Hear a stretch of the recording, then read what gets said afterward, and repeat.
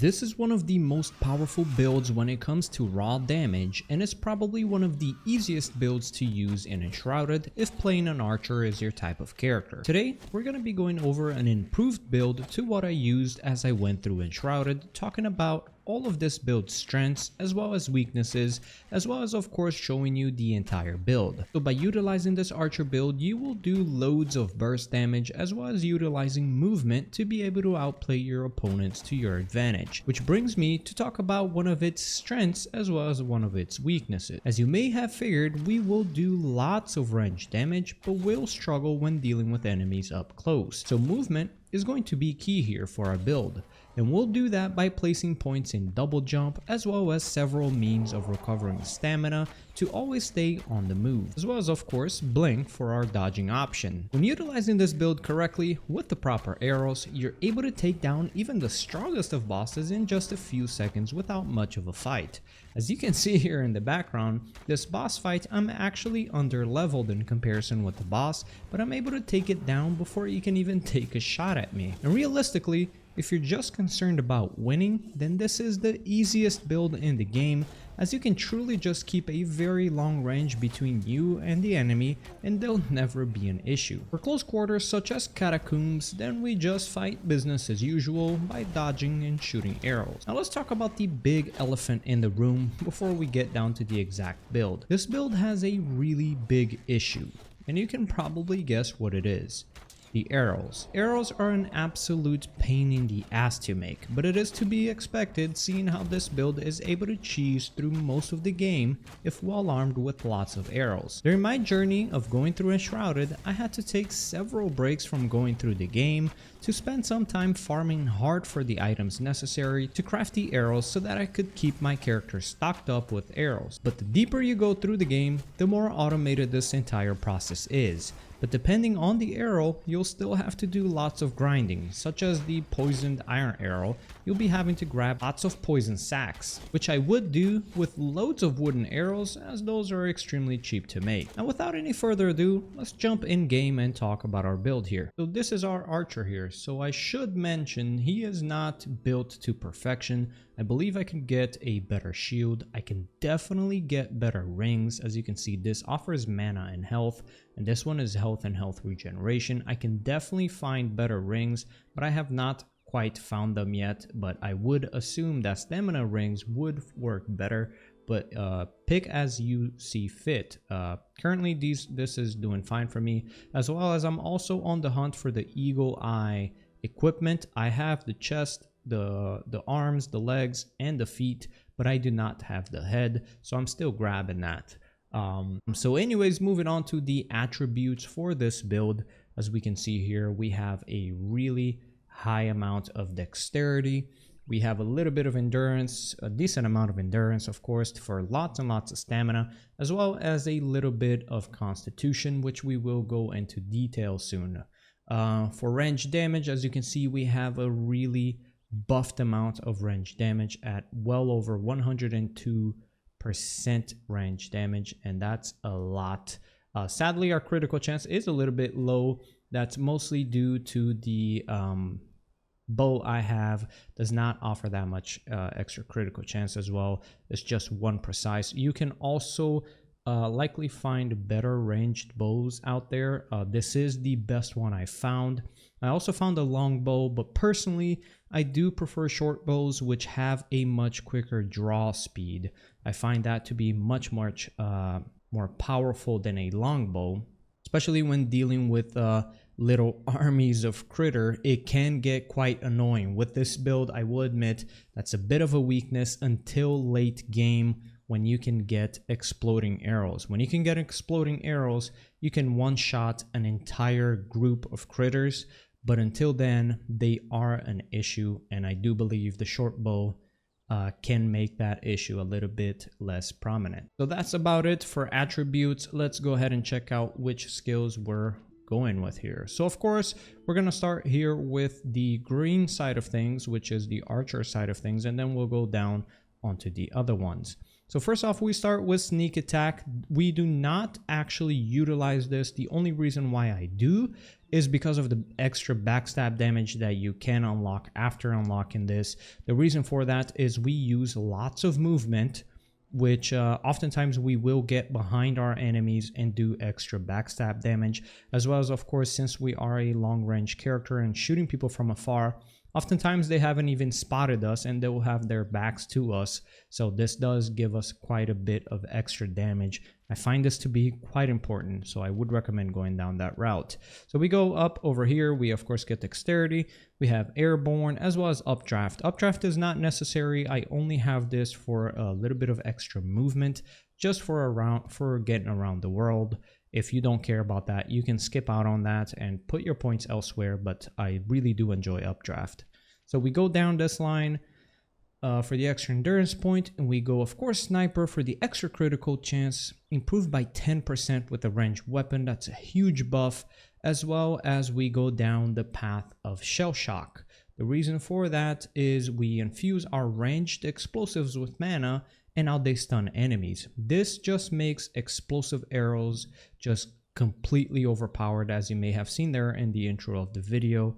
It stuns bosses consistently. If you have lots of exploding arrows like I do, which took me a long time to make, if you have lots of exploding arrows, you can just kill a boss with no problem, as they're just eternally stunned as you constantly keep hitting them with shell shock. Also with the combination of blessed arrows, which when scoring a critical hit, you regenerate 20 mana. It makes back for the mana cost of shell shock. So you got an infinite amount of stun, and your enemy, including if they are bosses, are stunned permanently. So I do recommend getting this, but mostly this is for late game. Okay, this is for late game. So I would not go down this path. If you're still early on in your game, I would not start off over here. I could maybe start on sneak attack and go for backstab damage, but I would not start down this path. I would actually start down the ranger path, which we'll go over in a second. So this path here of the assassin is more for late game, okay? You could go all the way onto sniper in the early game and then kind of stop and go into the ranger.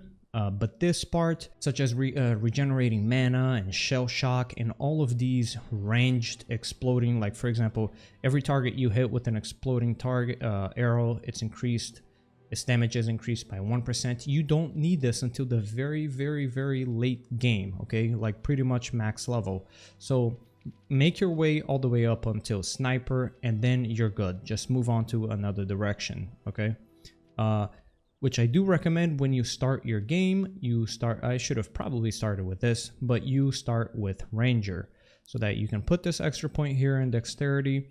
You go marksman just for the flat extra damage dealt right away as soon as you start the game. Sharpshooter, an extra 20%. Counter battery, an extra 15% to ranged. Eagle's Bane, an extra 30% to flying. Skill shot, an extra 20% for headshots. And ranger, these are all huge for early game. I would recommend taking all of these for early game. It will make your life much, much easier. Now, multi-shot is a little bit questionable, okay? So multi-shot adds a dramatic amount of damage, okay? It does a lot of damage, but there is an issue. When you do use multi-shot, it will spend your arrows. Meaning, if you're just shooting a critter, and you know you're gonna one-hit them, even if it's like with a wooden arrow, multi-shot might end up shooting 2, 3, 4 arrows. I actually don't know if it goes up to 4, but it spends all those 4 arrows. It doesn't shoot 4 arrows for the cost of 1. It actually costs you the entire amount of arrows that you shoot with each multi-shot. So this will make your arrows go down extremely fast. So I probably wouldn't get this until you're able to stock up heavily on arrows, okay? So I would probably make my way all the way up here, but I would not get multi-shots. I got multi-shots early on in the game, and I kept running out of arrows, and I reset my skills, and I went on without multi-shots, and it was a lot better. Now, for straight damage, if you just want to do damage, you're not concerned about the amount of arrows, just go ahead and go for the multi-shot. But yeah, if arrows an issue, avoid this. Okay, so you go down this path first, multi-shot for extra damage if you want, and then you're going to want to go down this path. Now this is where movement kicks in. Okay, we don't do Beastmaster. Beastmaster is pretty useless, it seems like. We go down this path for movement. Okay, so endurance for that extra stamina. Runner increases our movement speed, but this is the big one right here, double jump. This will make our movement just dramatically easier. Honestly, if I restarted the game today and I went for the same build, I would probably start down this path. Like, that's how much I rely on double jump nowadays. I think no matter what build I ever use in this game, I will take double jump because it's insane. It's really, really good, as well as, of course, just moving around the map. It's insane. Either way, we keep going down this path. We take endurance, we take Wanderlust. It's nothing crazy, not crazy at all. But Swift Shot Sustenance is really good. 30% chance when you kill somebody to spawn a stamina orb, which regenerates us for 10% base. However, by doing this, by getting good metabolism, now it's 30%. So each orb regenerates our stamina by 30%. That's a lot. This will keep a very steady flow of stamina regeneration. And of course, we get rebound for increased base stamina regeneration by 50%, which again, stamina regeneration becomes way less of an issue by putting in pretty much these 3 nodes right here. Will just make your stamina life a lot easier. And lastly, we get Backstab Mastery here. Same reason as this. Now we have 55% increased damage to the back, which is oftentimes we will avoid enemies by jumping over them, and that's an extra 55%. I would not go down this path, but that's up to you. If you didn't put points in multi-shot or didn't go the exploding arrow path, then you could probably go down that path. Now going down onto the blink first, we want blink, okay? We want blink. This is a huge improvement to our class.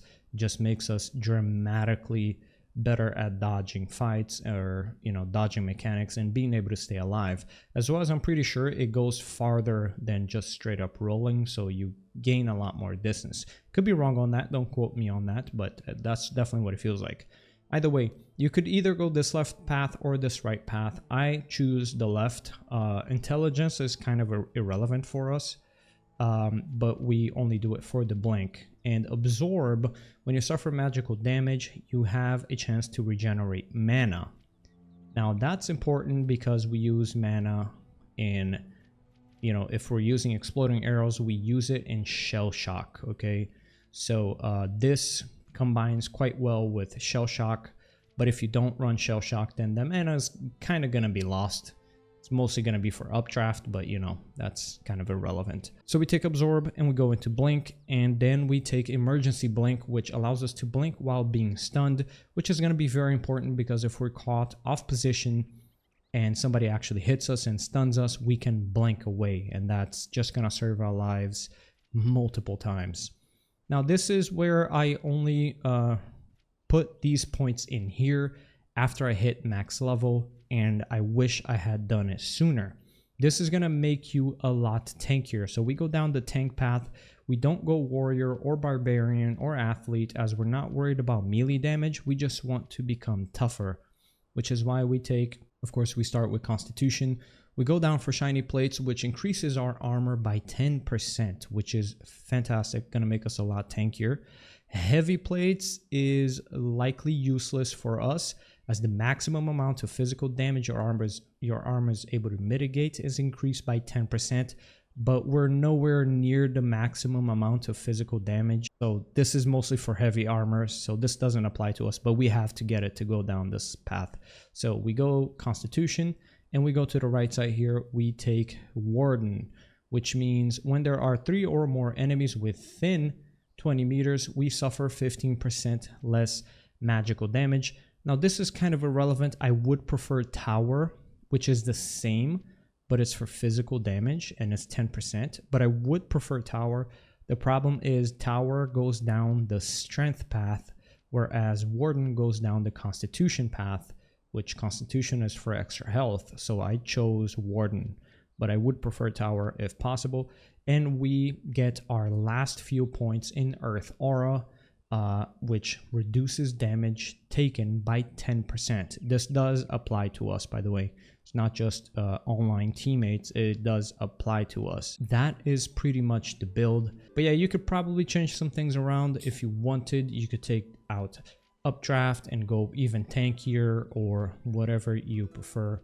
But this is the build that I went, the True Archer build, and it does a lot of damage. So that's pretty much it for the build. I hope you guys enjoyed the video. I'll catch you on the next one.